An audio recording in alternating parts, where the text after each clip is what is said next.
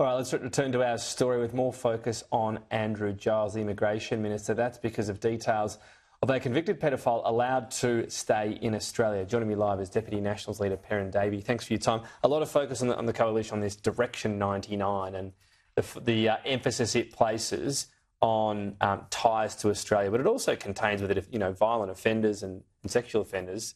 You can still kick them out of the country. Do we need to be careful not to just say the AAT, this tribunal, doesn't have any responsibility here? Well, I mean, the fact is that Andrew Giles, Minister Giles, laid down Direction 99. He actually required them to put more weight onto things like how long they've been in the country, what relationships they've had in the country. So he's changed the burden, the onus on the AAT, and then he comes out and blames them and says, well, they could still cancel the visa if they wanted to.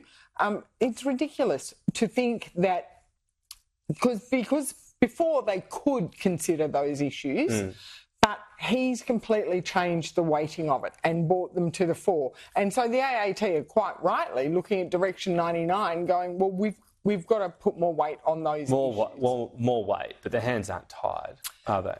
Well, their hands aren't tied, but he's certainly loosened the ropes a lot on them and said, please consider all of this. Or and tighten the ropes. Tighten the ropes, yeah. I think it's ridiculous, but Minister Giles can't have a free pass on this. This was something that he brought in with that direction. We'll see if he fronts up and we'll get some more answers, I'm sure, at some point. Immigration in general, a lot of debate around the numbers. What about in the regions? Does the tap need to be turned down, I suppose, because we keep hearing the skills that regions need? Well, one of the things and one of my points and the position I take very clearly is what we've got at the moment is overflowing migration, net migration at numbers way too high, and they're all going to our congested cities. Our cities are bursting at the seams, whereas we do have capacity in the regions, but we also need to address issues in the regions like housing, like making sure there's... So you do want more migrants in the regions? I would like our migration system to be more targeted so that the migrants that come to Australia go to where they're needed. It's famously hard to do, though. It is famously hard to do. You can suggest it and push it, but you can't say, you're staying here in Bendigo for the next 5 years, don't move. But often when people move, and you see it with doctors all the time, if they stay in the regions for a couple of years, quite often they like to stay there permanently. The other thing about it is if you talk about overall additions to Australia, if you reduce students, for example, in cities, you'll reduce people that often come here, study, and travel through Australia. That's a once-in-a-life opportunity. Or working holidays out there too. Jobs that apparently us ordinary Aussies won't do. A lot of the working holiday makers are not necessarily the same people who are coming over on student visas. We love our working holiday makers. Birdsville Pub, Marie Pub rely on them. A lot of regional areas do.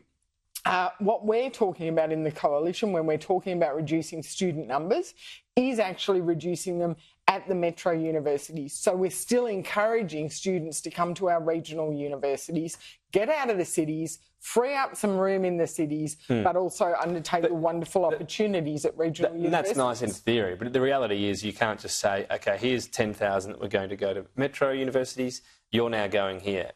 Those metro universities are more sought after degrees. Well, they're more sought after degrees and they are absolutely milking it. You look at Sydney University making $1.5 billion worth of profit out of international students.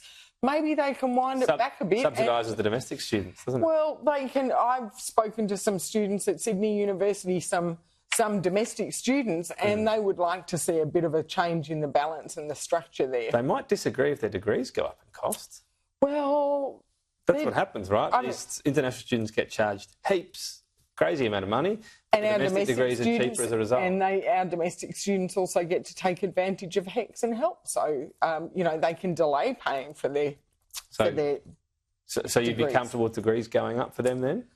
Not too much, but obviously, we've got a system of payment for our degrees in But if that Australia. TAC gets older and there are those fewer international students to subsidise it and degrees go up a bit, you think that's fair? But are you saying, $1.5 billion in profit we're talking about?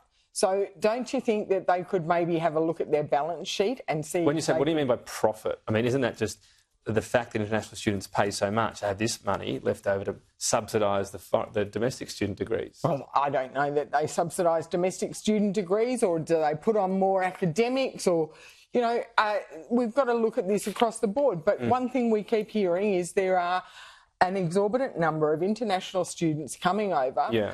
Those metro cities are at capacity. Yeah, and there are impacts on infrastructure. I mean, I think it's about 4%. And we've got domestic students who can't get into metro universities because they're full of international students. So, you know, maybe we need to rebalance the books. All right.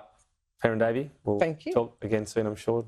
Question time tomorrow. I'll let you get away and prepare whatever you do the day before. Estimates. I've got estimates, of course. Estimates. What are you grilling this week? What are you going to dig down into? Oh, well, I've got my portfolios, so National Emergency Management Authority tomorrow, and some of the Environment Department, and then I'm hoping for a bit more water. of a juicy preview. No? No, you're not getting a preview. You'll just have to watch. All right. That's all the thanks you get. All right. Perrin Davey, thank you. When we come back, warnings of another dire jump in the death toll